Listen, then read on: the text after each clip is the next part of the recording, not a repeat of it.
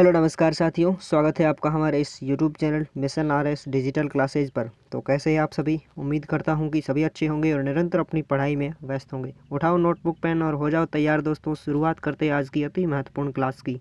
और इससे पहले एक मोटिवेशन कोड दोस्तों कि वक्त से पहले लड़कर जो नसीब बदल दे, क्या वक्त से पहले जो नसीब बदल दे कल क्या होगा कभी ना सोचो दोस्तों। क्या पता कल वक्त खुद अपनी तस्वीर ही बदल दे।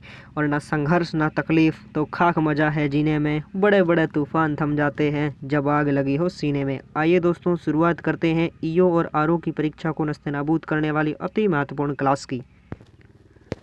तो पहला प्रश्न है हमारा दोस्तों, नगर पालिका में अध्यक्ष के पद की शपथ का उल्लेख किस धारा में दिया गया है। याद करो दोस्तों, नगर पालिका में अध्यक्ष के पद की शपथ का उल्लेख किस धारा में दिया गया है। जल्दी से बताइए दोस्तों। धारा 35 में दिया गया है, या दोस्तों धारा 37 में, या धारा 34 में, या धारा 38 में।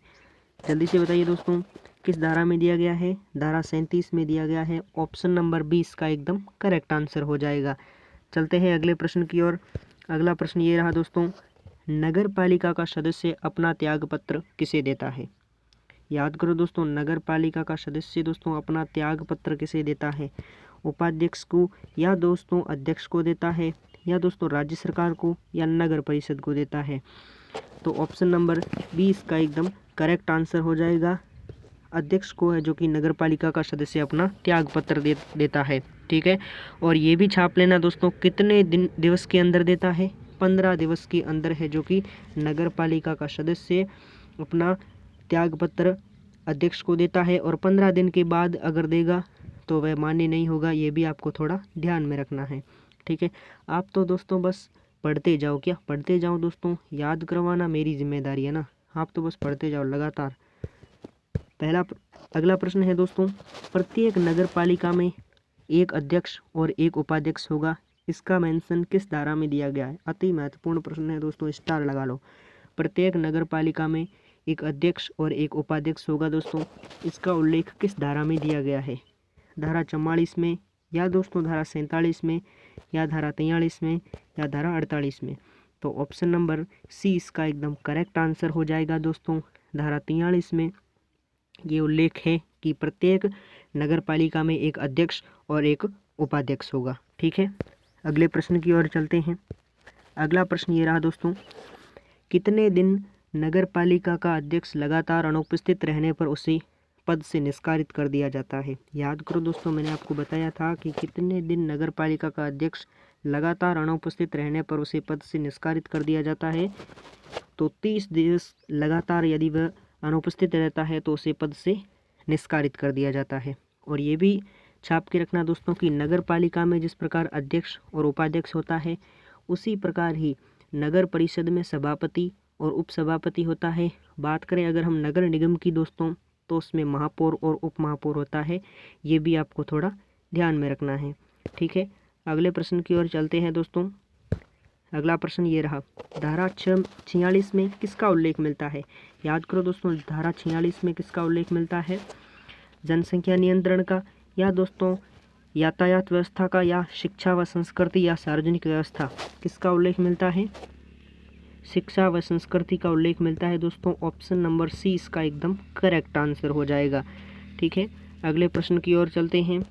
अगला प्रश्न ये रहा, नगर पालिका में वित्तीय कार्यपालक प्रशासन पर निगरानी कौन करेगा।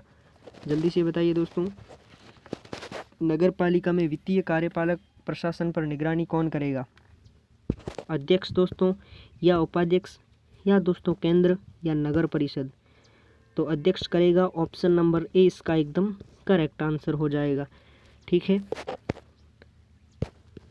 और ये ध्यान रखना दोस्तों कि जनसंख्या नियंत्रण, यातायात व्यवस्था और सार्वजनिक व्यवस्था, इसका मेंशन किस धारा में, यानी इसका उल्लेख धारा 45 में दिया गया है। ये भी आपको नोट कर लेना है। ठीक है, चलिए रिवीजन कर लेते हैं फटाफट। अगर कोई गांव नगर पालिका घोषित कर दिया जाए तो उसमें कार्यरत उप सरपंच को कौन सा पद नाम प्राप्त होगा। जल्दी से बताइए दोस्तों। ऑप्शन नंबर ए इसका एकदम करेक्ट आंसर हो जाएगा। ठीक है, अगले प्रश्न की ओर चलते हैं। अगला प्रश्न है, किसी नगर पालिका का विघटन कर दिया गया हो तो कितने माह में चुनाव करवाना अनिवार्य है। याद करो दोस्तों, कितने माह में चुनाव करवाना अनिवार्य है। ऑप्शन नंबर सी इसका एकदम करेक्ट आंसर हो जाएगा। अगला प्रश्न ये रहा, मिथ्या घोषणा का उल्लेख किस धारा में दिया गया है। धारा 15 में। ऑप्शन नंबर 20 का एकदम करेक्ट आंसर हो जाएगा दोस्तों। और याद करो दोस्तों, मिथ्या घोषणा का संबंध किससे है। फर्जी तरीके से निर्वाचन सूची में अपना नाम जुड़वाता है तो उनका सीधा संबंध मिथ्या घोषणा से आ जाता है। और ये भी छाप के रखना दोस्तों कि फर्जी तरीके से अगर निर्वाचन सूची में नाम जुड़वाता है दोस्तों तो 2 से 5,000 रुपये, कितना 2 से 5,000 रुपये तक का जुर्माना भी होगा। ठीक है, ये भी आपको ध्यान में रखना है। ठीक है, अगला प्रश्न ये रहा दोस्तों, जिले की नगर पालिका में निर्वाचन के संचालन संबंधी में सभी मामलों में है जो कि कार्यरत समन्वय और पर्यवेक्षण का दायित्व किसका बनता है।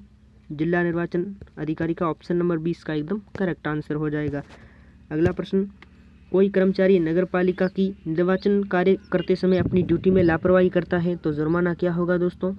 2 माह की सज़ा और 1 से 2,000 रुपये का जुर्माना। ऑप्शन नंबर ए इसका एकदम ठीक आंसर हो जाएगा। अगला प्रश्न ये रहा दोस्तों, निर्वाचन अपराध लोक प्रतिनिधि अधिनियम 1951 की किस धारा के अंतर्गत दिया गया है। अति इम्पोर्टेंट क्वेश्चन है दोस्तों, डायरेक्ट पूछ सकता है आपको एग्जाम में कि निर्वाचन अपराध या फिर लोक प्रतिनिधि अधिनियम 1951 की किस धारा के अंतर्गत आता है दोस्तों। धारा 28। ऑप्शन नंबर सी इसका एकदम करेक्ट आंसर हो जाएगा। ठीक है, अगला प्रश्न है, नगर पालिका के किसी मतदान देने वाले को धर्म के नाम पर या दोस्तों धमकी देकर वोट मांगना एक भ्रष्ट आचरण के अंतर्गत आ जाता है दोस्तों। ये किस धारा में है, ये किस धारा में शामिल है दोस्तों। धारा 29। ऑप्शन नंबर 20 का एकदम ठीक आंसर हो जाएगा। अगला प्रश्न ये रहा दोस्तों, किसी नगर पालिका के सदस्य को जिला न्यायाधीश के समक्ष कितने माह के अंदर याचिका दायर करने की चुनौती दी जाती है। 1 माह के भीतर। ऑप्शन नंबर 20 का एकदम करेक्ट आंसर हो जाएगा। ये हो गया आपका आज का प्रश्न। धारा 32 में नगर पालिका से संबंधित है, इसका उल्लेख किस धारा में शामिल है।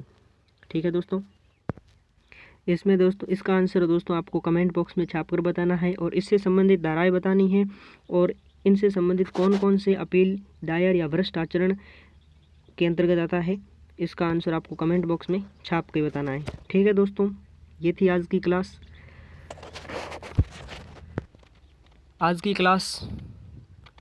ठीक है दोस्तों, अगर अच्छी लगी है तो लाइक कीजिए, चैनल को सब्सक्राइब कर दीजिए क्योंकि लगातार ईओ और आरओ की क्लासें लेकर आ रहे हैं।